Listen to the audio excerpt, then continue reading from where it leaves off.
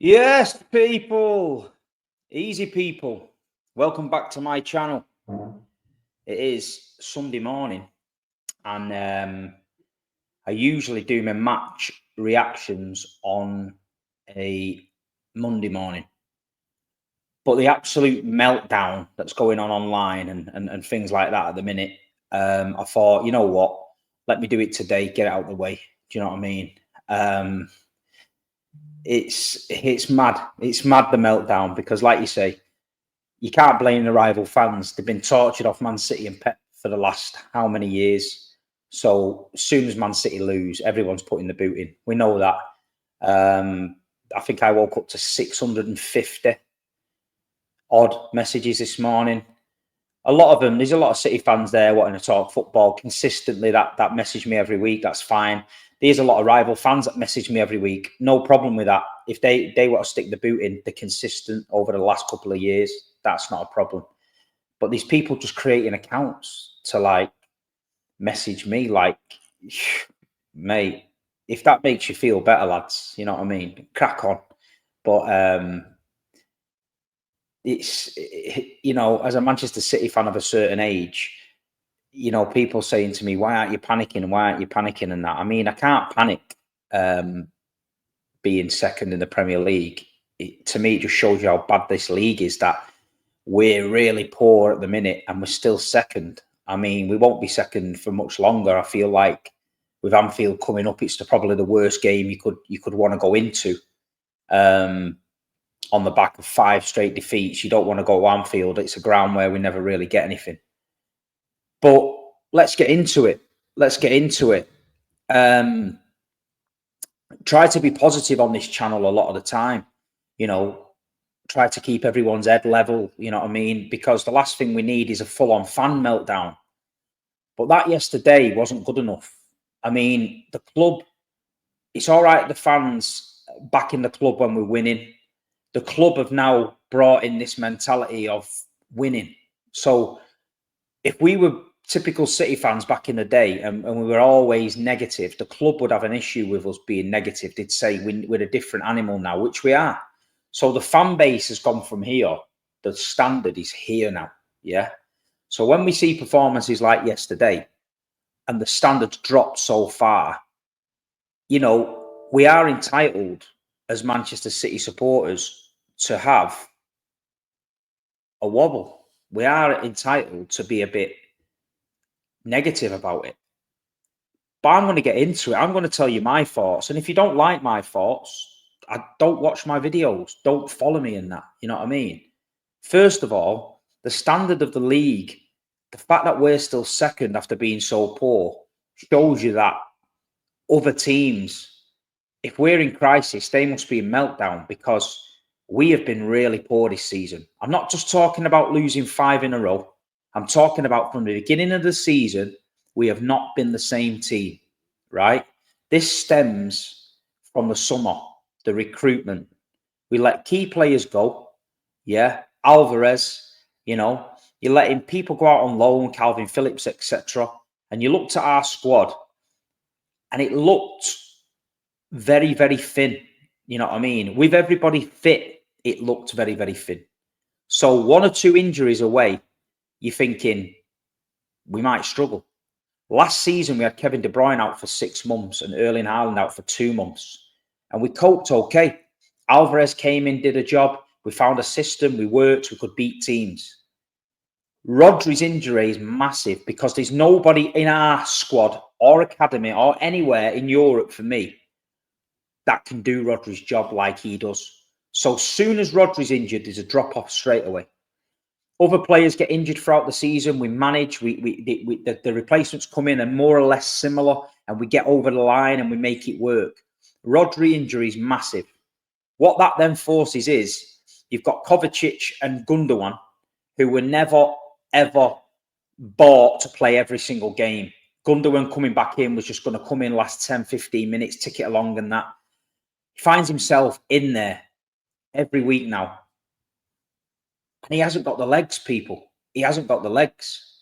You know, yesterday, the team, Kyle Walker, right back. I'm sorry, Kyle Walker's been a great player for Manchester City and one of the best right backs the Premier League has ever seen. Yesterday, he was all over the place. At Brighton, his positioning was all over the place. He was too tucked in. He's not getting out to the winger quick enough. He's allowing crosses to come in. I've seen him get roasted off Timo Werner and Adama Traore, where a season ago, Adama Traore and Timo Werner would not have got anywhere near Kyle Walker. Let's just put that out there, right? He's not good enough. Where's the right back replacement? Is Rico Lewis going to be the right back replacement? Because for me, he's not a midfielder. He's not a utility player. Yeah. When you stick him at right back or left back, he's steady. For me, we need to nail him down to a position. I've said this on other podcasts. Nail Rico down as a right back and keep him at fucking right back, Pep. Right? We've got the softest midfield I've seen at Manchester City for 10 years or more. We've got Ilkay Gundogan, Rico Lewis, and Phil Foden in midfield. There's no physicality there. There's no fucking aggression there. There's no desire to win the ball there. When we've got the ball, it works. We're ticking along nice. As soon as we've got the ball, there's nothing there. Gundogan can't get back quick enough. Rico Lewis gets 3/4 of the length up the pitch, gets pushed off the ball, loses it. So he's treading water trying to get back. And Phil Foden's a number 10. Yeah? There's no way we've got any physical power in the midfield. Why is Rico Lewis not playing right back now this season with Kyle declining? Play Rico at right back, play Matheus Nunes in the centre of midfield. Now, Matheus Nunes might not be the greatest player, but he's got something about him. He's got a bit of energy and he's a little bit physical and he can get stuck in. Rico Lewis into midfield does not work. We're getting bullied. Bullied off teams we shouldn't be getting bullied off. Tottenham Hotspur got beat off Ipswich Town last week at home. They've come to Manchester City and beat us 4-0. 4-0. That is not acceptable. You as a club, Man City, put the standards here, yeah? We're down here now. So as fans, we're pissed off. We back you to the end. We get behind you week in and week out, and we always will do. No matter if we fall and we finish mid-table, it's not a problem. We've got you back. But what I'm saying is, we've been used to a level of performance, and somebody needs to come out and address it. Pep needs to come out and admit that he's got it wrong. No Alvarez replacement.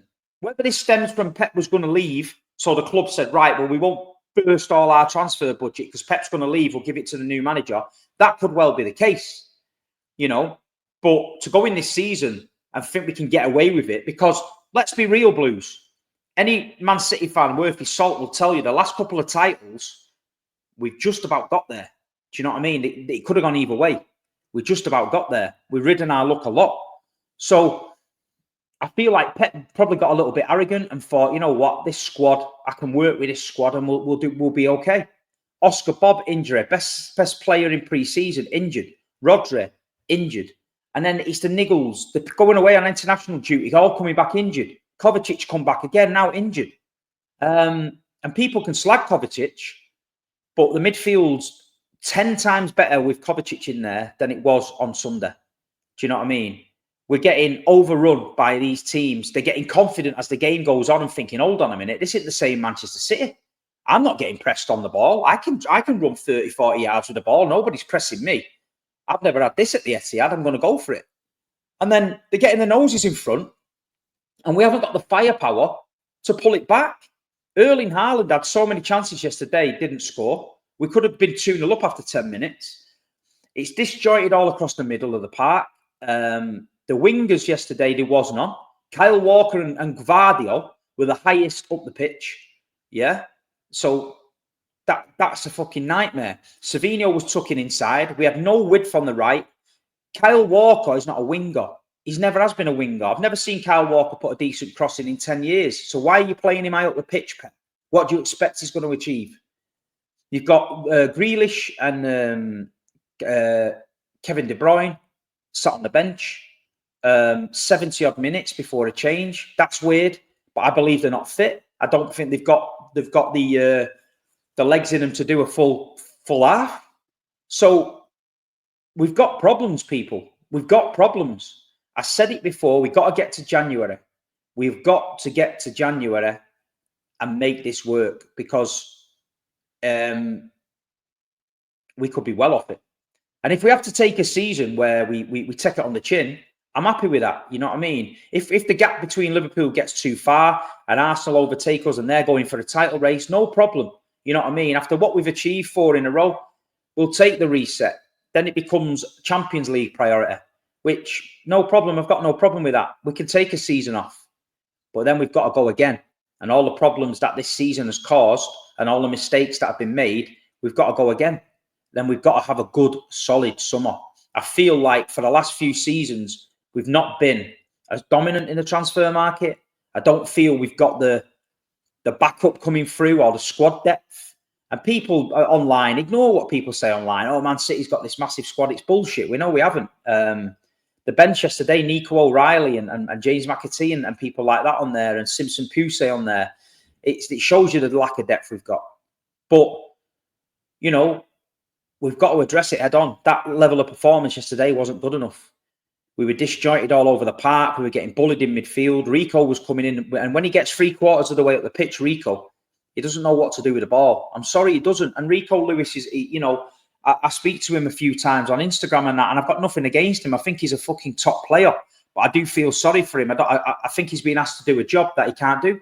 So for me, he would be my Kyle Walker right back replacement, shadowing Kyle Walker all season, taking it in turns to play right back. Mateus Nunes, who was bought for what? We've seen him playing on the left the other week. He's done all right. Put him in the middle of the park for legs. Mateus Nunes, Bernardo Silva, Ilkay Gundogan, centre mid. Bit of energy in there. You know what I mean? We haven't got a destroyer in there, but we got a bit of summit in there. Put Foden out on the right, Savio on the left, and put Big Earl up front. I think that's a better setup. But it's worrying. You know what I mean? It's worrying. And City fans, we've been worried for a few weeks. We knew it was coming. But we've not played well against Southampton. We didn't play well against Brentford. Do you know what I mean? It's Fulham 3-2. So the writing's been on the wall. So anyone that watches Man City has known what was coming for a while. We've been lucky. We're lucky we're not further down the league. And this is what I'm saying. I can't believe we're second. I just can't believe we're second. But if we lose against Liverpool on Sunday, which is highly likely because, you know, Anfield's not a happy hunting ground for us. If we go there and lose, we've got problems. Again, we're 11 off it. And to me, you know, there comes a time where you've got to be realistic. Trying to pull 11 points back on this Liverpool team, you can't see it. It's not the gung-go Liverpool team, a Klopp, where they might get a bit giddy and get caught on the break. This guy's a lot more calm and reserved. He knows what he's got and he knows what he's working with. So he's very patient in his build-up, and I don't see Liverpool getting hammered off anybody. You know, they lost to Forest 1-0, but that was a freak. But I can't see many more of them. And don't forget, we got to go and they've got to go and lose 4 games, and we've got to then win every single match. Which, looking at this team, it's not going to happen. It's not going to happen. You know what I mean? So it's grim at the minute. Pep signing a new deal is great, but I feel like some Man City fans have got to realise that this season's going to be a struggle.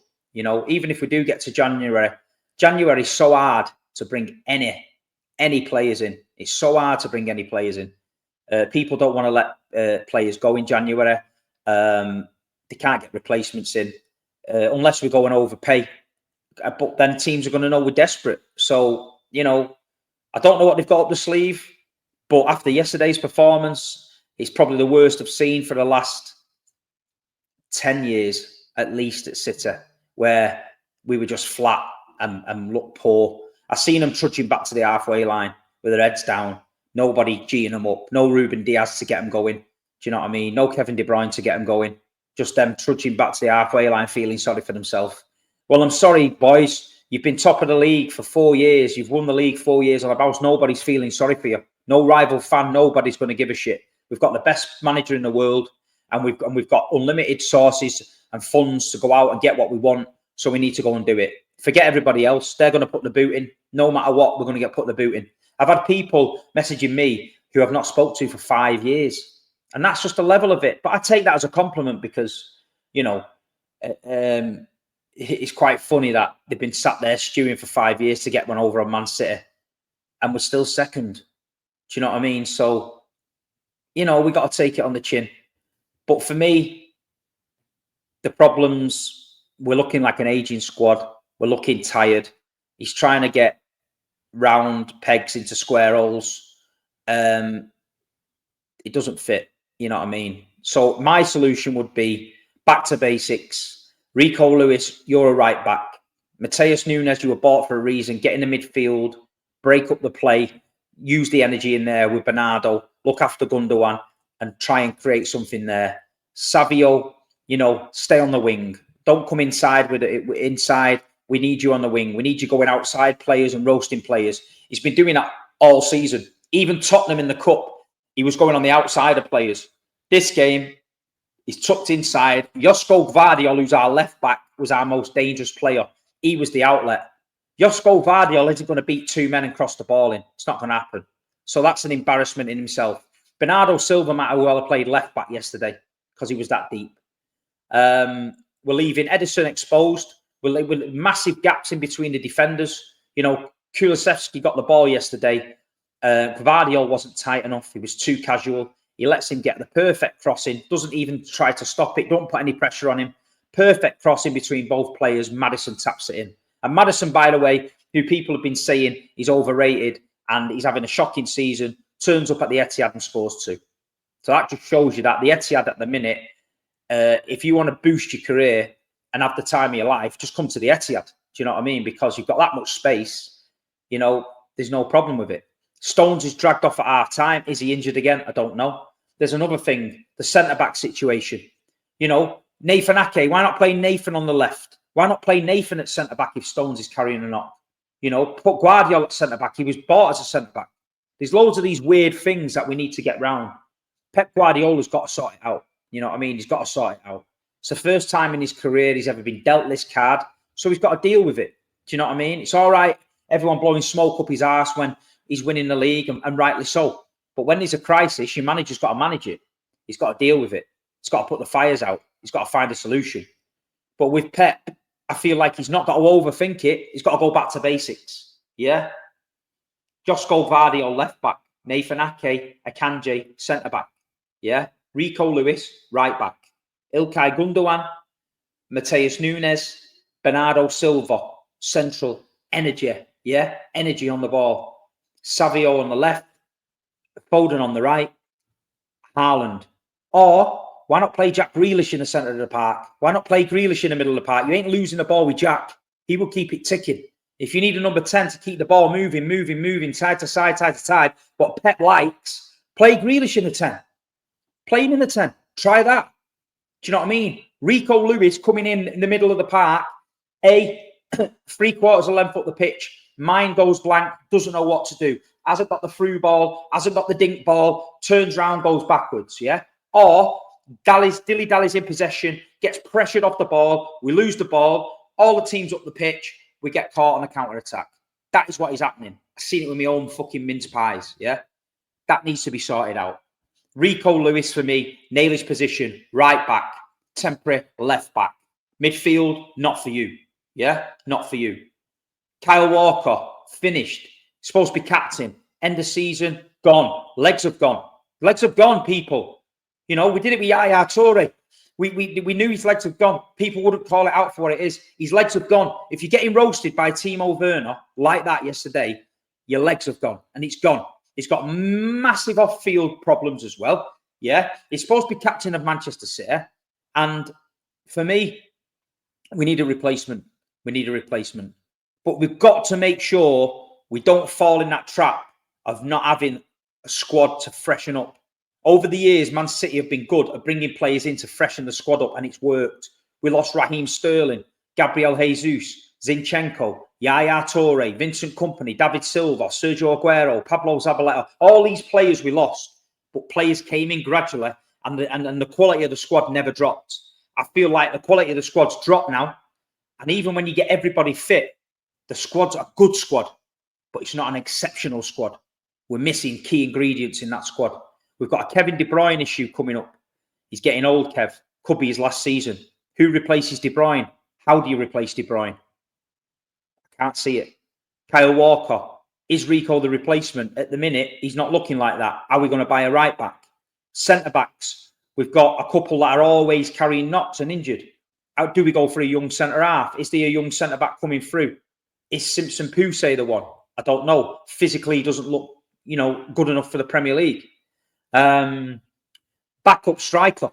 Erling Haaland gets in it injured. We're finished, people. We're finished. There's nobody to score the goals. We're finished. We're not creating chances now with Erling there. So with Erling not there, we're finished. Speaking to someone yesterday, the guy at Wolves, Cunha, pace, power. He's at Wolves. Go and get him in January. It gives us a different dimension to me. I feel like he would happily come to Manchester City and play second fiddle to Erling Haaland. Some games you can play him on the wing. Some games you can play him just behind Erling. Some games you can replace him with Erling, with him. You know what I mean? I feel like he'd be a cheaper alternative. We've got Hugo Viana coming in now, this new director of football. What kind of players is he looking at? What direction is he going to go at? I feel like we've got to get it right, because if we don't, they'll be blaming him. Viana, it's gone to shit since Tixie's gone. Viana's not the man. Get him out of the club. We don't want that shit. We need to put it right. But January is so hard to do that. It's so hard to do that. Ruben Diaz, we need him back. We need a leader. He should be captain for me. You know what I mean? He should be captain for me. We need him back. But we got to fix it, Blues. We've got to fix it. Do you know what I mean? People say, Steve, you're too positive. It's not being too positive. It's trying to make sure everybody is realistic. We've never been in this situation for the last 8 years. So we're very fortunate at that. But that doesn't mean we're not allowed to have a panic, because we pay our money to go to the game and we're allowed an opinion. Yeah. So people are panicking, rightly so. But all I'm saying is, we know the issues. We can see it. Pep's got to know the issues. Pep has got to know it. He's got to know what we need. We've got to trust him. We've just given him a new 2-year contract. We've got to trust him. You know what I mean? So all I'm going to say is it's going to be a rough few weeks. We've got to go Anfield there with no physical power. We've been to Anfield with Yaya Toure, Aguero, David Silva, and we struggle. We've got to go there with this team. It's probably the worst setup we've been in the last 10 years and try and get something. But that doesn't mean that Man City can't do that. We've done that before when we least expect it. Results have come out. But it's going to be tough, people. Liverpool can smell blood. Do you know what I mean? They have to put one... If they put us away, I think it's going to be over. 11 points. It's going to be a tough ask, especially with this team. But anyway, you're going to get shit. You're going to get meltdowns. You're going to get knobheads coming out of the woodwork. Uncle Dave, who you not spoke to for 4 years, going to send you a text. You're playing like you're in League Two and all that. You're going to get them fucking bellends, people. I get them every day. But just try and ignore it. Just try and keep the faith. Just try and get there on Tuesday night, Feyenoord. We need a win, a good victory. And we need to end this rot as soon as possible. We need to put an end to it. But let me know what you think. Am I right in saying Rico Lewis needs to be nailed down? Am I right in thinking he's not a midfielder? He needs to be a right back. Am I right in saying Kyle Walker is finished? Because he looks finished to me. Am I right in saying we've got no backup for Haaland? Because for me, we haven't.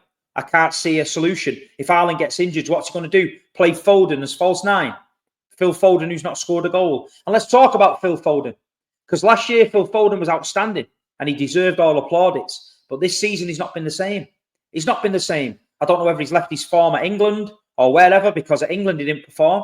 I don't know if he's believing his own hype.